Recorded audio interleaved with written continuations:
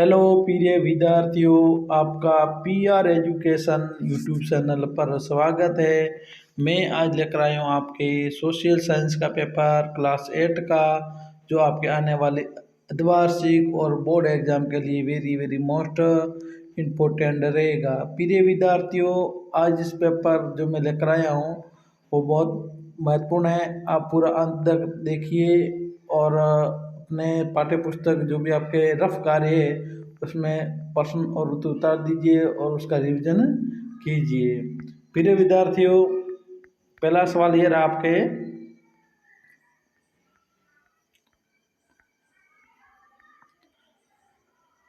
भारत का अंतिम वायसराय कौन था, यानी अंग्रेजों का अंतिम अधिकारी कौन था? Lord Mountbatten, Warren Hastings, Lord Curzon, Irwin. तो इसमें लॉर्ड माउंटबेटन। अगला सवाल आपके है, स्थानीय बंदोबस्त किसने लागू की? स्थानीय बंदोबस्त किसने लागू की?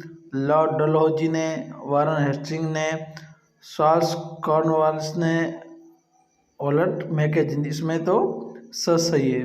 प्रिय विद्यार्थियों, मेरी आपसे रिक्वेस्ट है, आप इस चैनल पर नए हो तो प्लीज़ मेरे चैनल को सब्सक्राइब करें, मेरा सपोर्ट करें और आप बेल घंटे को दबाएं, और जैसे ही मैं पेपर डालूं तो सीधा आपके पास नोटिफिकेशन आ जाए और आप अच्छे से अच्छे नंबर लाए। अगला सवाल है, निम्न में से कौन सा प्राकृतिक संसाधन है? निम्न में से कौन सा प्राकृतिक संसाधन है? खनिज, जल, मृदा, उपयोग सभी। तो ये जल भी है, मृदा भी है, तो उपयोग सभी। अगला सवाल आपके, लोकसभा एवं राज्यसभा के सदस्यों को क्या कहा जाता है? लोकसभा और राज्यसभा के सदस्यों को क्या कहा जाता है? विधायक, पार्षद, सरपंच या सांसद। तो क्या कहा जाता है? सांसद, और इंग्लिश में बोलते हैं एमपी। भारत में रोलेट एक्ट लागू हुआ था। भारत में रोलेट एक्ट लागू कब हुआ था? 1819 में, 1918 में, 1821 में, 1919 में। तो भारत में रोलेट एक्ट लागू हुआ था 1919 में। रोलेट एक्ट की खासियत थी कि अंग्रेजों ने ऐसा ये एक्ट लाया था कि भारतीय कोई भी गैर कानून काम हो या कानूनी काम हो, उसके ऊपर मुकदमा चला लेते थे। उस किसी को कोई पूछते भी नहीं थे, सीधा डायरेक्ट जेल में डाल दिया जाता। इस एक्ट का ये नियम था। ये कभी बार आपके बड़ा भी सवाल आ जाते हैं, रोलेट एक्ट क्या है? तो आपको इसमें बताए, एक ऐसा कानून अंग्रेजों ने लाया था तो भारत के लोगों को बिना पूछे, बिना जांच किए मुकदमा दर्ज करना और डायरेक्ट सीधा जेल में डाल देते थे। अगला सवाल आपके है, निम्न में से कौन सा राजस्थान का सबसे प्राचीन उद्योग है? राजस्थान का सबसे प्राचीन उद्योग कौन सा है? सूती वस्त्र उद्योग, सीमेंट उद्योग, चमड़ा उद्योग, शक्कर उद्योग। तो सबसे पुराना उद्योग है सूती वस्त्र उद्योग। अगला सवाल है, निम्नलिखित को सुमिलित कीजिए। तो आपको मैं सुविधा के लिए मैंने सुमिलित कर रखा है। ईवीएम, इसका पूरा नाम है इलेक्ट्रॉनिक वोटिंग मशीन। ईवीएम का पूरा नाम है इलेक्ट्रॉनिक वोटिंग मशीन। बाल विवाह निषेध अधिनियम, बाल विवाह निषेध अधिनियम 1929 में। बंगाल विभाजन 1905 में। द्वितीय विश्व युद्ध हुआ था 1939 से शुरू। आपकी सुविधा के लिए मैंने मिलान कर रखा है। अब आपके रिक्त स्थानों की पूर्ति कीजिए। तो हैदर अली और टीपू सुल्तान खालजी के शासक थे। तो यह मैंने सुविधा के लिए आपने लिख रखा है मैसूर। क्या लिखा हुआ है? मैसूर आएगा इसमें। एक वस्तु अथवा पदार्थ की उपयोगिता उस एक संसाधन बनाती है, इसमें खाली आ जाएगा संसाधन। समानता का अधिकार एक खालजी का अधिकार है, तो इसमें आ जाएगा मौलिक। मराठा शक्ति को सर्वप्रथम खालजी ने संगठित किया, तो आ जाएगा शिवाजी। नगर परिषद के अध्यक्ष को खालजी कहते हैं सभापति। क्या कहते हैं? सभापति। प्रिय विद्यार्थियों, एक बार मैं और आपसे रिक्वेस्ट करता हूँ, आप मेरे चैनल पर नए हो तो प्लीज़ मेरे चैनल को सब्सक्राइब करें, मेरा एक सपोर्ट करें। मैं आपको वादा देता हूँ कि आपके हमेशा मेरे लिए नए नए पेपर लेकर आऊँगा, और जो मैं पेपर लेकर आऊँगा आपके 100% बोर्ड एग्जाम में और आने वाले द्विवार्षिक और बोर्ड एग्जाम में जरूर सवाल आएंगे। निम्न प्रश्नों के उत्तर दीजिए। राजस्थान में सर्वाधिक एवं न्यूनतम साक्षरता वाले जिले के नाम लिखिए। सर्वाधिक साक्षरता वाला जिला कोटा और न्यूनतम साक्षरता वाला जिला है जालौर। धर्म को राज्य से अलग रखना क्यों महत्वपूर्ण है? धर्म को राज्य से अलग रखना इसलिए महत्वपूर्ण है, बहुमत की निरंकुशता के सतह धार्मिक और अल्पसंख्यकों के साथ भेदभाव न हो, आर्थिक संसाधनों के उपयोग में किसी प्रकार का भेदभाव न हो, किसी प्रकार की जोरबस्ती न हो, नागरिकों के मौलिक अधिकारों का हनन न हो। स्वयं कार्यक्रम क्या है? मतदाताओं, नागरिकों, निर्वाचकों को निर्वाचन प्रक्रिया के बारे में प्रशिक्षित करने एवं उनकी सहभागिता बढ़ाने के लिए निर्वाचन विभाग द्वारा बहुमुखी कार्यक्रम को सुव्यवस्थित मतदाता शिक्षा और निर्वाचक सहभागिता को स्वीप कहते हैं। स्वतंत्र नागरिक न्यायपालिका से क्या आशय है? सवाल है, स्वतंत्र न्यायपालिका से क्या आशय है? वह न्यायपालिका जिसके कार्यों में विधायिका, कार्यपालिका या सरकार कोई हस्तक्षेप नहीं कर सकती है, उसे स्वतंत्र न्यायपालिका कहा जाता है। इस प्रकार की न्यायपालिका को शक्तियाँ सीधे संविधान से ही प्राप्त होती हैं। 10वां सवाल है, झूम खेती किसे कहा जाता है? झूम खेती किसे कहा जाता है? झूम खेती घुमुत खेती को कहा जाता है। इस खेती में जंगलों में छोटे छोटे भूखंडों पर कृषि की जाती है। इनमें वनों को काटकर या जलाकर खेती तैयार किए जाते हैं। यानी झूम खेती वो होते हैं जो घुमत लोग होते हैं, घूम कर खेती करते हैं, तो वो वनों को जलाते हैं या काटते हैं और वहाँ पर 1 साल 2 साल 3 साल खेती करते हैं। सिपाहियों को नए कारतूस ऊपर क्यों ऐतराज था? जो सिपाही थे, ये बच्चों वेरी मोस्ट है, अर्धवार्षिक में भी आएगा, वार्षिक में भी आएगा, 100% आएगा। ये सिपाही को नए कानून के उपयोग पर ऐतराज था क्योंकि एनफील्ड राइफलों में उपयुक्त होने वाले कारतूसों को राइफल में भरने से पूर्व मुंह में खोला जाता था। किसे खोला जाता था? मुंह से। इन कारतूसों का मुंह बंद करने के लिए गाय तथा सूअर की चर्बी का उपयोग किया जाता है। किसका किया जाता है? गाय और सूअर की चर्बी का उपयोग। यह बात हिंदू और मुस्लिम दोनों संप्रदाय के सिपाहियों के लिए आपत्तिजनक थी।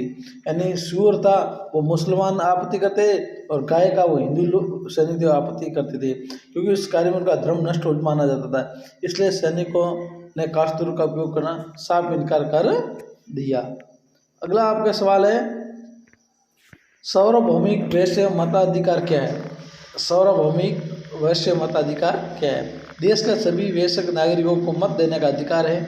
सार्वभौमिक वैश्य मताधिकार कहलाता है, चाहे वह किसी धर्म, जाति, लिंग या समुदाय समिति हो, सभी को मत देने का अधिकार है। सार्वभौमिक वैश्य मताधिकार का अर्थ होता है सभी को मत देने का हक, सभी को मत देने का हक, चाहे वो किसी धर्म से हो, किसी लिंग से हो, कैसा भी आदमी हो। पेट्रोलियम को काला सोना क्यों कहा जाता है? जो पेट्रोलियम है उसको काला सोना क्यों कहा जाता है? ये भी वेरी मोस्ट इम्पोर्टेंट सवाल है बच्चों, वेरी मोस्ट। वर्तमान समय में पेट्रोलियम और इसमें निर्मित उत्पादों जैसे पेट्रोल, डीजल, मिट्टी का तेल, मोम, स्नैक मूल्यवान होने के साथ साथ इनकी मांग बहुत ज़्यादा है, इसलिए पेट्रोलियम को काला सोना कहा जाता है। अगला सवाल है आपको, प्राथमिक क्रियाएं और तृतीय क्रिया में क्या अंतर है? प्राथमिक क्रिया उन मानवीय क्रियाओं को सम्मिलित किया जाता है जिनका संबंध प्राकृतिक संसाधनों के उत्पादन और निरीक्षण से होता है, जैसे कृषि, मछली पालन, खनन आदि। जबकि तृतीय क्रिया में मानवीय क्रिया है जिसके द्वारा प्राथमिक और द्वितीयक क्षेत्र का सेवा प्रदान किया जाता है, जैसे यातायात, व्यापार, बीमा, बैंकिंग आदि। अथवा रोपण कृषि क्या है? ये भी वेरी मोस्ट इम्पोर्टेंट सवाल है बच्चों। रोपण कृषि वाणिज्यिक कृषि का एक प्रारूप है जिसमें एकल व्यापारिक फसलें जैसे काजू, कवहा, रबर, गन्ना, कपास आदि उत्पादन की जाती है। इसमें बड़े पैमाने पर श्रम और पूंजी के साथ साथ परिवहन संसाधनों की आवश्यकता होती है, क्योंकि कृषि उत्पादन का प्रसंस्करण खेतों पर या पास के कारखानों में किया जाता है। 14वां सवाल है, कृषि आधारित उद्योग और खनिज आधारित उद्योग में अंतर स्पष्ट कीजिए। आपको कृषि आधारित उद्योग और खनिज आधारित उद्योग में अंतर स्पष्ट करना है। पहले हम बढ़ाएंगे आपको खनिज आधारित उद्योग। इस श्रेणी के उद्योग में कच्चा माल के रूप में वनस्पति फसलों से प्राप्त उत्पादन का उपयोग किया जाता है। इन उद्योग कच्चा माल के रूप में खनिज वस्तुओं का उपयोग किया जाता है। ये अन्य उद्योगों का पोषण नहीं करते हैं और ये अन्य दूसरे उद्योगों का पोषण कार्य भी करते हैं। इसमें सूती वस्त्र, चीनी, डेयरी उत्पादन का उपयोग आते हैं। इसमें लोहा, इस्पात, तांबा, सोना उद्योग आते हैं। विश्व की जनसंख्या अत्यंत तीव्रता से बढ़ रही है, क्यों? 15वां सवाल आपके, विश्व की जनसंख्या अत्यंत तीव्रता से बढ़ रही है, क्यों? विश्व की जनसंख्या अत्यंत तीव्रता से वृद्धि का मुख्य कारण है लोगों की स्वास्थ्य सेवाओं में उपलब्धता वृद्धि होना, जिसमें मृत्यु दर कमी आई, लेकिन जन्म दर में कमी न होने के कारण प्राकृतिक वृद्धि दर बढ़ी। इसके अलावा लोगों का प्रवास भी जनसंख्या वृद्धि का परिवर्तन है। यानी अब जनसंख्या वृद्धि का एक ही मुख्य कारण है कि जन्म दर बढ़ रही है और मृत्यु दर घटी है, क्योंकि अब ऐसी सुविधा मिल गई है लोगों का स्वास्थ्य संबंधी, तो इसमें मृत्यु दर घट रही है, इसलिए जनसंख्या बढ़ रही है। पाश्चात्य शिक्षा के विरुद्ध में दो अंग्रेजों के नाम। पाश्चात्य शिक्षा के विरुद्ध में कौन से दो अंग्रेज थे? लॉर्ड मैकाल और जेम्स मिल। राजस्थान में चलने वाले आर्थिक क्षेत्र की दो योजनाओं के नाम लिखिए। भामाशाह राजगार सृजन योजना और दूसरा है मुख्यमंत्री युवा संबल योजना। 17वां सवाल है, राजस्थान में 1857 क्रांति के समय कितनी सैनिक छावनियां थी? नाम लिखिए। वेरी वेरी मोस्ट इंपॉर्टेंट सवाल है, बस ये जरूर जरूर याद करना है इसको। Very very most. राजस्थान में 1857 क्रांति के समय 6 सैनिक छावनियां थी। पहली नसीराबाद, निसम, एरिनपुरा, देवली, ब्यावर और खेरवाड़ा।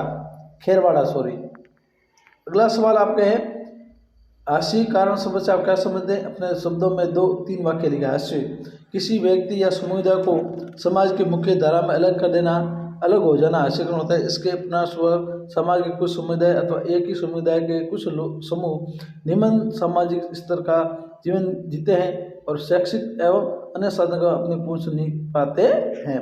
प्रिय विद्यार्थियों, आपसे मेरी एक रिक्वेस्ट है। देखो, मैं बार बार आपसे रिक्वेस्ट करता हूँ, आप इस चैनल पर नए हो तो प्लीज़ मेरे चैनल को आप सब्सक्राइब करें, लाइक करें और शेयर करना ना भूलें।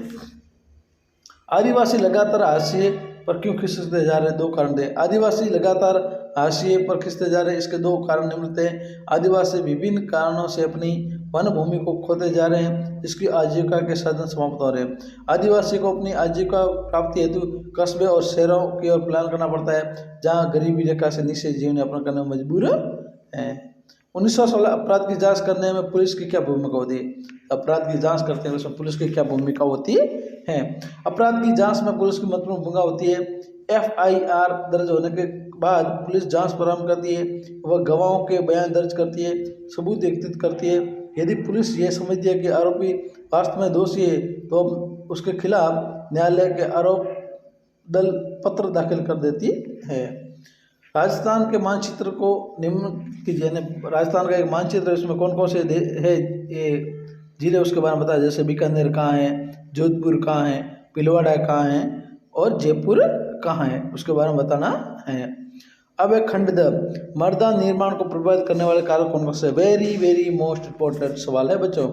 जन, सेल, रंग, गठन, गुण, धर्म, खनिज की मात्रा, जलवायु, तापमान, वर्षा से वायु का मास निर्माण की दर, ये उसके प्रभावित करने वाले जो कारक है, एक बार आप देख लीजिएगा और उसका उत्तर आपको लिखना है और याद करना है। अथवा में आएगा मृदा के निम्नीकरण के मुख्य कारण और उसे रोकने उसके संरक्षण पे विस्तार बताइए, इसका बताना है।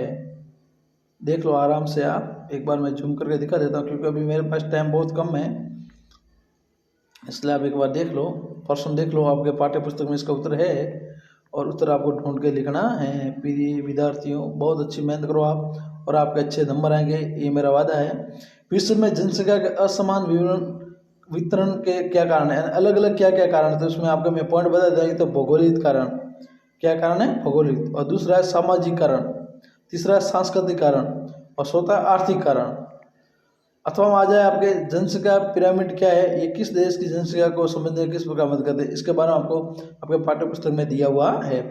23वां सवाल है, अंतिम मुगल बादशाह ने अपने आखिरी साल किस तरह बिताए? जो अंतिम बादशाह था बादशाह जफर, उसने अंतिम साल कैसे बिताए? बादशाह जफर का अंतिम समय यत्न से साथ बीता। 1857 क्रांति का नेतृत्व करने वाले मुगल बादशाह जफर सितंबर 1857 में दिल्ली पर दोबारा अंग्रेजों द्वारा कब्जा करने के बाद मुकदमा सजा आजीवन कारावास दी गई। अक्टूबर 1857 सजा के रंगून जेल भेजा गया। इस रंगून जेल में नवंबर 1862 में मुगल बादशाह जफर ने अंतिम सांस ली। आज भी हम रंगून में इस स्वतंत्रता सेनानी की मजार देख सकते हैं। ये नया था। दूसरा है, दिक्कों ने आदिवासी को विश्व में के कारण करते। बहुत वेरी वेरी मोस्ट इंपॉर्टेंट सवाल बच्चों। आज इतना ही, कल और अच्छा एक पेपर लेकर आऊँगा, तब तक बने रही मेरी चैनल पर। जय हिंद जय भारत। आज थोड़ा बड़ा वीडियो थोड़ा बड़ा हो गया है, पर जो मैं आज सवाल लेकर आया हूँ वेरी वेरी मोस्ट इंपॉर्टेंट सवाल है बच्चों। प्रत्येक सवाल को याद करना और आप याद करके जाओगे 100, इसमें से दूसरा कोई सवाल नहीं आएगा। जय हिंद, जय भारत।